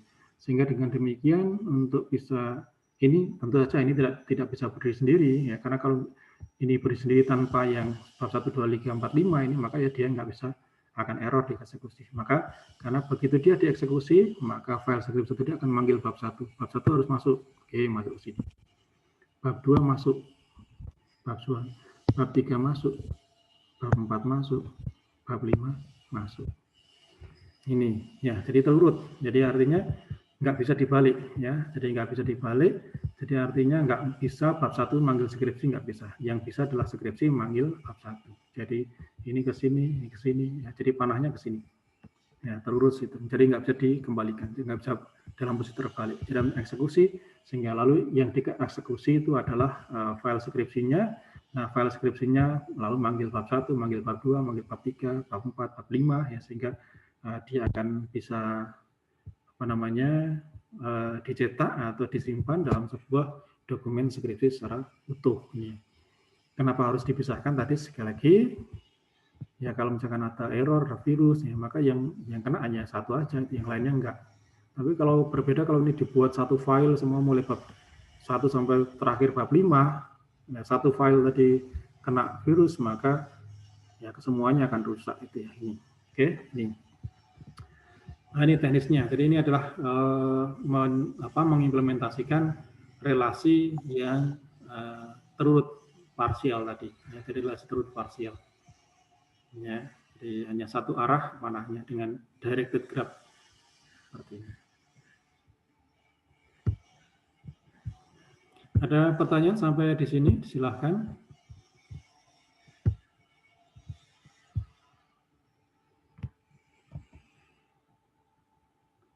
Ya, ada modul ya. Jadi ya ini tadi, misalkan dalam satu program komputer, ya, relasi tadi itu digunakan untuk memanggil modul. Jadi subprogram. Jadi ada program utuh, program utama, kemudian ada subprogramnya yang dipanggil oleh program utama. Sama seperti tadi yang sudah kita buat skripsi, bikin bab 1, 2, 3, file tersendiri, nanti file tadi akan dipanggil oleh file induk skripsinya, gitu. Oke, ada pertanyaan sampai di sini? Baik, kalau tidak ada pertanyaan, maka untuk pertemuan hari ini saya cukupkan sekian. Terima kasih atas perhatiannya, dan mudah-mudahan ini kira-kira relasi Anda tinggal tadi sudah tinggal mengulang lagi mengenai relasi. Hanya kita tadi perlu apa sih nanti arahnya ya. Jadi ada relasi ekuivalensi yang tidak bisa dipisahkan dengan namanya partisi ya. Kemudian ada relasi order parsial yang nantinya akan diimplementasikan. Nanti kita bikin misalkan kalau program komputer ya, biasanya kita supaya programnya tidak terlalu besar, akhirnya kita bikin sub-program ya, sub-program. Misalkan nanti di MATLAB ya, kita mau pakai aljabar linear, mau bikin operasi baris elementer, maka setiap operasi nanti kita bikin fungsi-fungsi tersendiri. Nah, kemudian nanti kalau kita mau bikin reduksi baris, maka kita tinggal